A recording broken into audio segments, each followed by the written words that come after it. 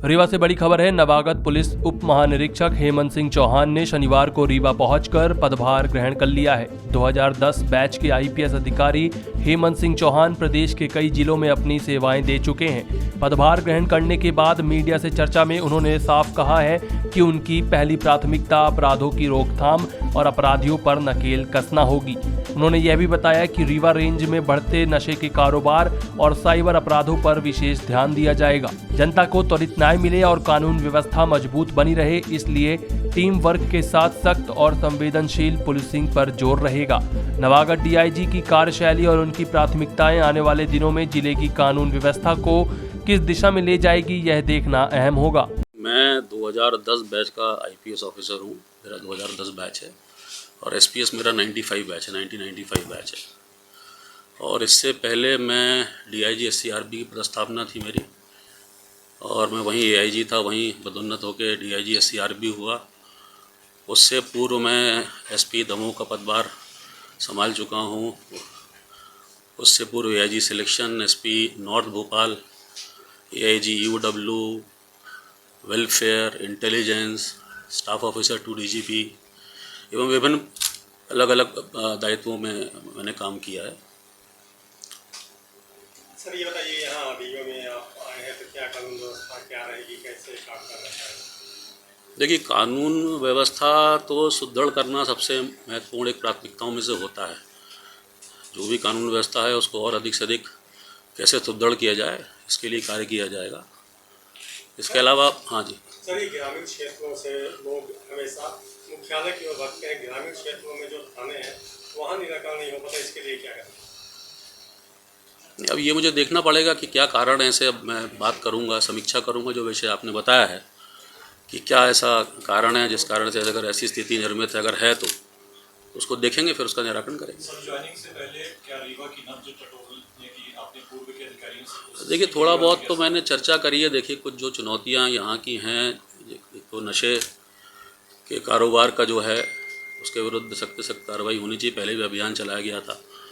Cyber अपराध एक चुनौती है, उसको भी जो है उसके खिलाफ भी अधिक से अधिक कार्रवाई होनी चाहिए।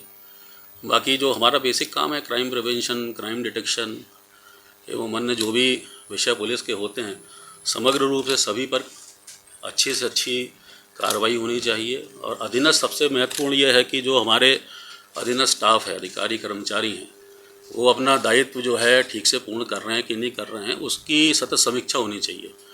सुपरवाइजरी जितने अधिकारी हैं वो अपना दायित्व ठीक से पूर्ण कर रहे हैं कि नहीं कर रहे हैं, थानों को ठीक से देख पा रहे हैं कि नहीं देख पा रहे हैं, उनसे जो अपेक्षाएं हैं उनको वो पूर्ण कर रहे हैं कि नहीं कर रहे हैं। थाना प्रभारी एवं उनका अधीनस्थ स्टाफ, इस पर लगातार सुपरविजन समस्त वरिष्ठ अधिकारियों का, हम लोग का, समस्त सभी लोग का होना चाहिए। रीवा डिस्ट्रिक्ट में गनसाट के मामले कुछ वर्षों में तेजी के साथ बढ़े हैं, चाहे वो ग्रामीण अंचल हो चाहे शहरी क्षेत्र। अब देखिए, इसका एक्शन प्लान बनाया जाएगा। जैसे अब मैं तो अभी ज्वाइन ही किया हूँ, अभी मैं चर्चा करूँगा, सभी एसपी से बात करूँगा, आप सभी लोगों से बात करूँगा, जनता से भी इंटरेक्शन होगा। देखिए, अगर जनता की लगातार सुनवाई होती रहती है, बहुत सारे विषय उनसे जानकारी में आते रहते हैं, आसूचना संकलन होता रहता है, और उसमें पूर्व से भी प्रतिबंधात्मक कार्रवाई की जा सकती है। जैसे स्थिति निर्मित ना हो तो उसके विषय में लगातार समीक्षा की जाएगी, चर्चा की जाएगी, फिर जो भी उसका निराकरण होना होगा वो हो।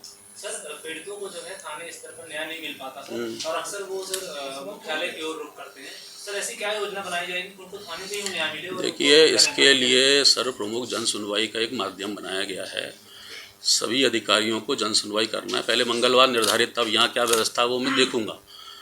तो अगर यहीं पर जन सुनवाई हो जाए, जनता की जो भी शिकायतें, समस्याएं हैं, उनका निराकरण यहीं हो जाए, तो वहाँ जाने की कोई आवश्यकता नहीं पड़ेगी। वहाँ कोई भी व्यक्ति तभी जाता है जब यहाँ सुनवाई नहीं हो पाती है। अधिकार देखा गया है कि थाने फ्री हैंड नहीं है और राजनीतिक दबाव ज़्यादा होगा, तो इसके लिए क्या करेंगे कि थाना अपना काम कर सके? देखिए, मुझे अभी जानकारी अभी नहीं है, इस सब विषय में अभी देखूँगा।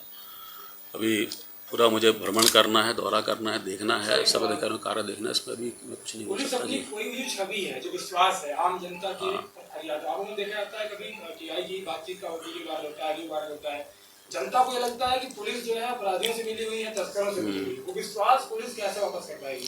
देखिए, जो ऐसे अगर कोई केसेस चिन्हित होते हैं, सामने आते हैं, उस पर त्वरित कार्रवाई वरिष्ठ स्तर से होनी चाहिए।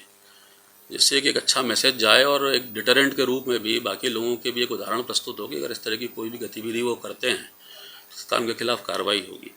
अच्छा काम भी लोग कर रहे हैं, उनको पुरस्कृत किया जाना चाहिए। जो इस तरह के गलत कार्यों में कोई लिप्त है, अगर कोई भी पुलिस अधिकारी कर्मचारी, उसके खिलाफ कार्रवाई होनी चाहिए, जांच होकर।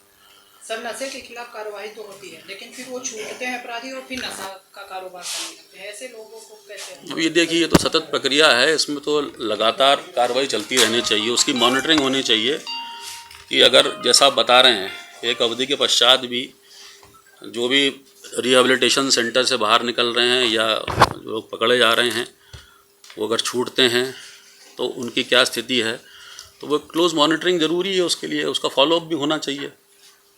पकड़ दकड़ करना, कार्रवाई करना एक विषय है, उसके आगे उसका फॉलोअप होता रहे वो दूसरा विषय है।